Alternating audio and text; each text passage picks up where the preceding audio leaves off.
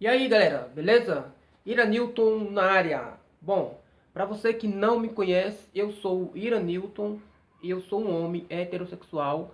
Eu sou um homem com corpo feminino. Bom, eu já não sou mais aquele homem com características femininas por causa que eu tenho 4 meses sem tomar o estrogênio. Então retrocede.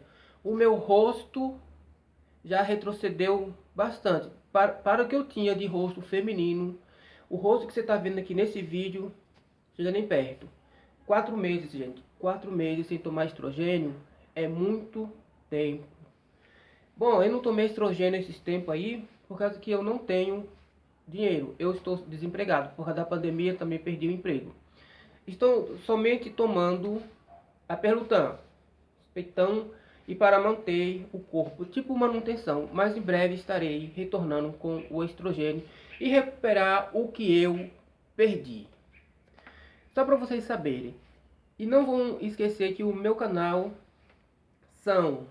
o conteúdo do meu canal são situações, histórias, acontecimento, coisas que aconteceu na minha vida. É como se eu estivesse transformando a minha vida em vídeos, né, contando histórias e etc. E é isso aí. Eu faço terapia hormonal de transição de gênero já há 1 ano e 2 meses, se não me falha a memória, é 1 ano e 2 meses, certo? E não me arrependo. Vocês entenderam? Não me arrependo de ter mudado o meu gênero masculino para o feminino. Quando eu falo em gênero, eu falo no sentido corpo, aspecto, característica e traços, certo? Se inscreve no canal, deixa o like. E não se esqueça, é beneficente, não é um canal egoísta. Eu gosto de ajudar as pessoas, beleza? Eu sou Iranilton e esse é meu canal beneficente, em ajudar o orfanato.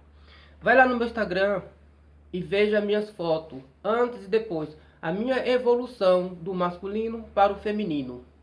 E para ser homem, não precisa ter um corpo masculino, basta ter o espírito limpo, assim como o meu, beleza? @Iranilton de Jesus Cerqueira é o meu Instagram. Valeu!